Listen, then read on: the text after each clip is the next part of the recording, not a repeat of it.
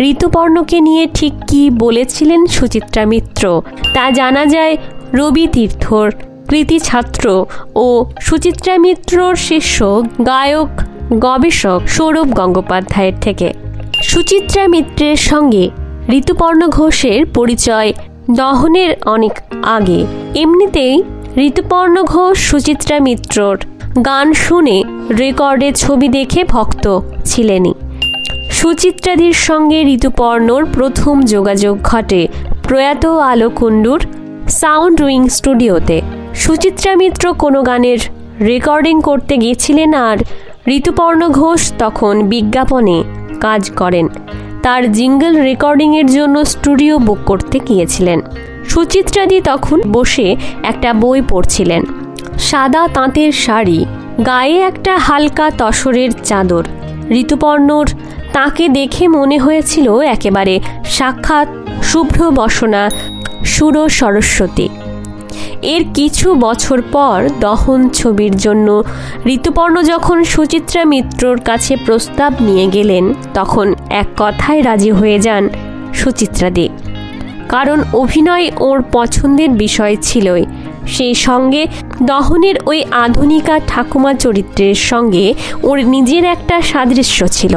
একক অথচ ব্যক্তিত্বময় জীবন, camera face করার অভিজ্ঞতা যেহেতু আগেই ছিল সুচিত্রা মিত্রর, তাই শেষমেশ পেশাদার অভিনেত্রীদের সঙ্গে পাল্লা দিয়ে ওর টাইমিং দহনে খুবই নিখুঁত ছিল। কোনো মেকআপও লাগেনি ওর। যেভাবে সাধারণ বাড়িতে থাকতেন সেই লুকেই ওকে ঋতুপর্ণ ব্যবহার করেছিলেন। এমনকি তিনি নিজের শাড়ি পরেছিলেন ছবিতে। উপরি হিসেবে শুটিংয়ের শেষে সহ অভিনেতা অভিনেত্রীদের আবদারে সবাইকে গানও শুনিয়েছিলেন তিনি। দহনের প্রযোজক ছিলেন বিজয় আগরওয়াল। তিনিও 2-3 দিনের কাজে সুচিত্রা মিত্রের সঙ্গে শুটিং অভিজ্ঞতায় মুগ্ধ ছিলেন। সুচিত্রা মিত্রর মতো খ্যাতিমান মানুষ কিন্তু ইউনিটের সবার সঙ্গে আন্তরিক ব্যবহার করতেন এবং সময়ানুবর্তিতা মেনে চলতেন। ঠিক সময়ে শুটিংয়ে আসা তাঁর চারিত্রিক বৈশিষ্ট্যর মধ্যে ছিল কোমরে কাপড় গুঁজে উনি অভিনয়টা করতেন দাপিয়ে। ঋতুপর্ণকে দেখাতেও হয়নি। উনি বলেছিলেন, আরে আমি জানি কিভাবে মা ঠাকুমারা করেন। কিন্তু ঋতুপর্ণ ওর ছবিতে সুচিত্রা মিত্রর কণ্ঠস্বরটা রাখলেন না এবং এই কাজটা করলেন সুচিত্রা মিত্রকে না জানিয়েই। তার বেশিরভাগ ছবিতেই তিনি নায়ক নায়িকার কণ্ঠস্বর বদলেছেন এভাবেই। দহনেও তাই হলো। এমনকি জানা যায় ছবির প্রিমিয়ারেও নাকি সুচিত্রা মিত্রকে বলেননি ঋতুপর্ণ।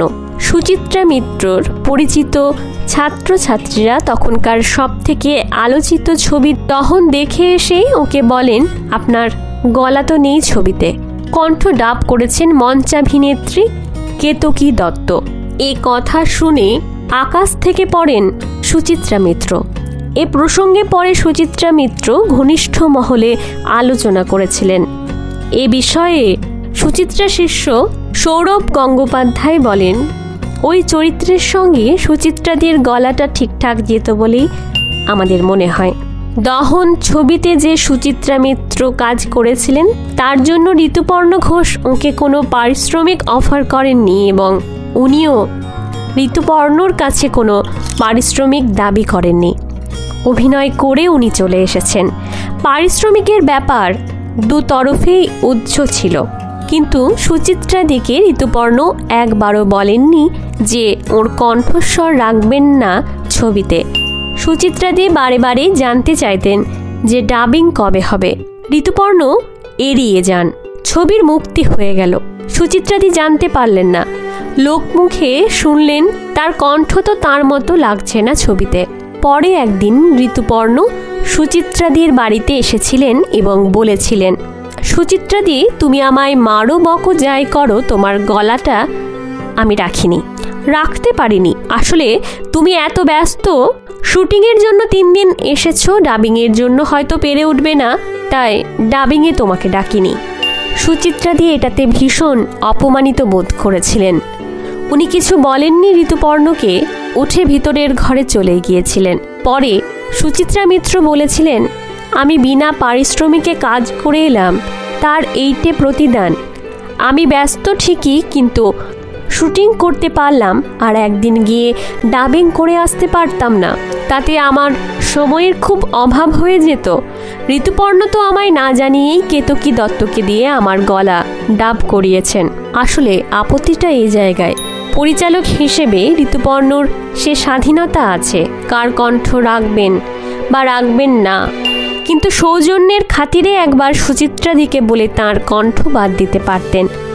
তা উনি করেননি, এবং সুচিত্রাদির ব্যস্ততায় যে এর একমাত্র কারণ ছিল না তা প্রমাণিত হয়ে যায় পরে। ঋতুপর্ণ নিজেই একটি সাক্ষাৎকারে বলেছিলেন, সুচিত্রা মিত্রর এত ঋজু উচ্চারণ যা চরিত্রের আটপৌড়ে ব্যাপারটাকে নষ্ট করে দিত। এ সময়ে স্বাভাবিকভাবেই সুচিত্রা মিত্রর সঙ্গে ঋতুপর্ণর সম্পর্ক খানিক শীতল হয়ে যায়, কিন্তু সুচিত্রা মিত্রর শিল্পী সুলভ মহত্ব এখানেই। আরও পরে যখন ঋতুপর্ণ ঘোষের উৎসব ছবিতে দেবজ্যোতি মিশ্রর সঙ্গীত আয়োজনে শ্রাবণী সেনকে দিয়ে গাওয়ানো হলো অমূল ধবল পালে, তখন সে গান বিশ্বভারতী আটকে দেয়। তখন রবীন্দ্রসঙ্গীত প্লেব্যাক করতে হলে বিশ্বভারতীর ট্রেনার লাগত।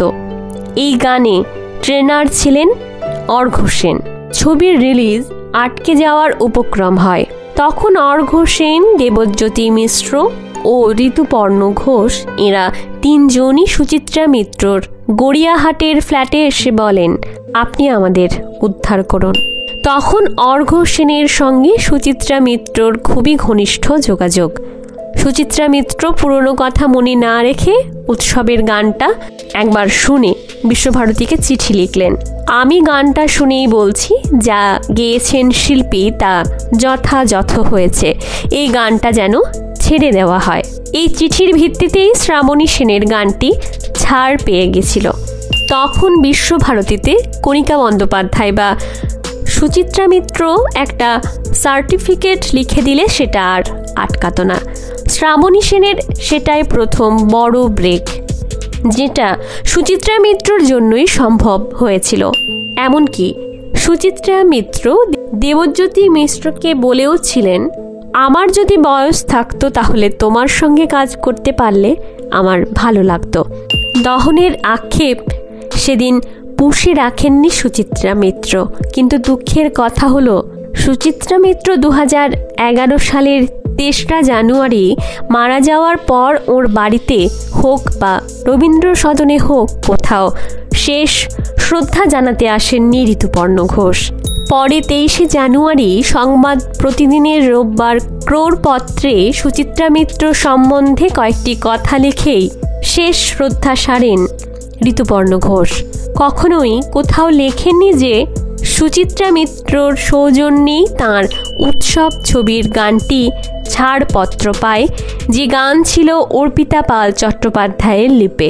দহন ছবিতে সুচিত্রা মিত্র নাতনি ঝিনুককে বলেছিলেন, তাতে কি প্রমাণ হয় রে দিদি? চোখের সামনে অন্যায় হতে দেখলে প্রতিবাদ না করা, মেরুদণ্ড না থাকাটাই স্বাভাবিক নাকি অন্যায় হওয়াটাই স্বাভাবিক? কতভাবে যে মিলে যায় এ আইকনিক ডায়লগ। তাঁর জন্মদিন বা মৃত্যুদিন পালন করা আনুষ্ঠানিক উদযাপনের চেয়েও আসল উদযাপন ওর লড়াইকে বাঁচিয়ে রাখা। নমস্কার কণ্ঠে মন্দিরা, ভিডিওটি ভালো লাগলে অবশ্যই সাবস্ক্রাইব করার অনুরোধ রইল।